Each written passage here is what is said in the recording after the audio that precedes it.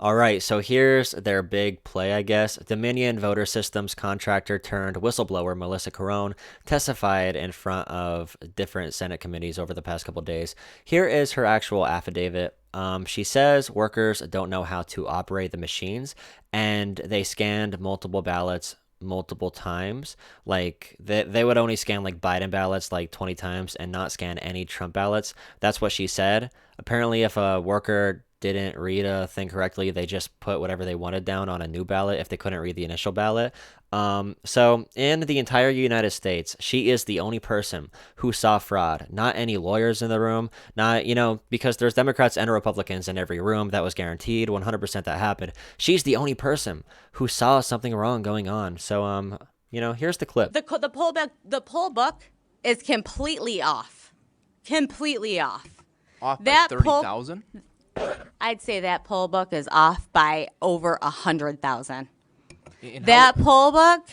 Why don't you look at the registered voters on there? How many registered voters are on there? Do you even know the answer to that? No, I guess I'm trying to get to the bottom of this here. Zero. There's zero. So, my question then is if the Guess how many? Wait. What about the turnout rate? 120%. Let's let Representative Johnson ask his question, please. So the poll book number, there's two things that could happen here. Either the poll book number, if ballots were counted multiple times, there's two options. Option number one is that the poll book numbers are not going to match. They don't. The actual. Not by thousands and thousands of votes. That's not what we see right now. Take a look again. Take a look again. Option number two is that they essentially were filling in names of people who didn't vote. Dead people too? So is that? Let's I guess, let is that Representative Johnson ask his question, and then when I he's thought that done, was his answer. Okay. Well, I guess that's my question here is why we're not seeing the poll book off by 30,000 votes. That's not the case. What did you guys do? Take it and do something crazy to it? I'm just saying the numbers are not off by 30,000 votes. So I know what are you I saying saw. that they're filling in? I know what I names? saw, and I signed something saying that if I'm wrong, I can go to prison. Okay. Did you? okay, I'm just trying to ask you a legitimate question here. Yeah, let's let Representative Johnson ask his question, and then don't interrupt him, and then if you want to respond to it, that's fine. And did you have more, Representative?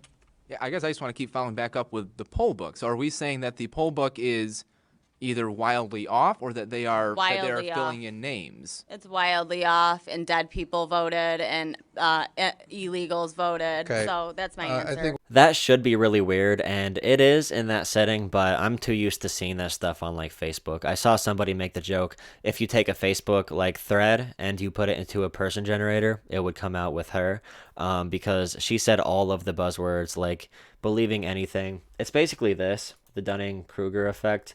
So this is what they call Mount Stupid. So if you're a novice in something, you know nothing about a subject and you learn a little bit about it. See, I once was blind and now I see. This is basically every Trump supporter in political discussion and with this election, at this moment at least.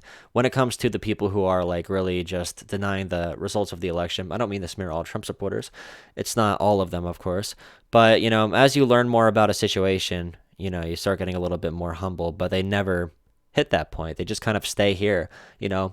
I was once blind, now I see, now I know everything. So if I see something on Facebook, I'm going to believe it. And they can't differentiate fake and real information. Like, I see state senators and really prominent politicians sharing like Word documents that say like vote tallies, as if those are real documents that say anything about the election, and people eat it up, people believe it. I can't wait until there's like deep fakes in politics, because people aren't going to know what the hell's going on. They're going to have Barack Obama talking to Joe Rogan, like with a deep fake, not really real, and have one of them say something really crazy that they never actually said, and the entire world is going to believe they actually said it through deep fakes, because we don't have, the mental artillery, the mental capabilities as a society to weed out fake information when it comes to text right now. Imagine how far technology is going to take us into the future. Like, if people can't understand this shit with all of the checks and balances in the US, such a big country, how are we going to survive? when things get even more skewed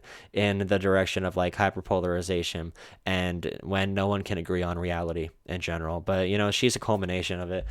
She knows she messed up. Apparently she's posting on her own like social media accounts that she needs another lawyer so she doesn't go to jail, because she said she signed a paper to say, I will go to jail if I am lying about this, with the affidavit. But the thing is, I wonder if they made deals behind, under the table or behind the curtains or whatever, with Trump saying like, okay, if you help the Trump campaign and you sign this affidavit, we will protect you legally. Trump will pardon you for anything you get tried on. So I think maybe that happened, maybe not. I don't know. This is just a big fun situation.